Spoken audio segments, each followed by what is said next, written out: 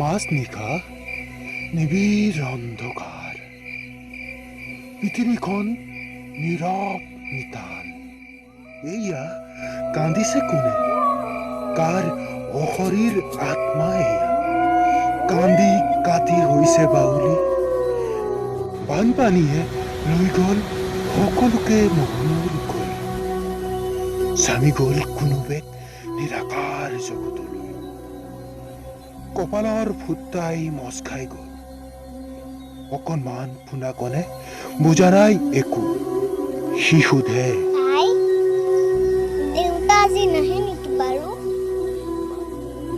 বানপানীৰ গৰাখৰ পৰা বুকুত সাৱটি মাতৃয়ে কয়, শুই থাক সোণৰ পুতলি মোৰ, শুই থাক, মোৰ কোচতেই থাক শুই।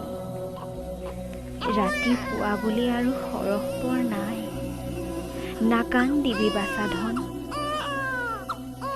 এই অন্ধকাৰ জাকৰ সোনকালেই মৃত্যু ঘটিব। আমি ভাত পাম, কাপোৰ পাম, থাকিবলৈ ঘৰ পাম। এই আশাকেই বুকুত বান্ধি আমি জীয়াই থাকোঁ। জীয়াই থকাই আমাৰ কাম। আশা আছে বাবেই পৃথিৱীখন ইমান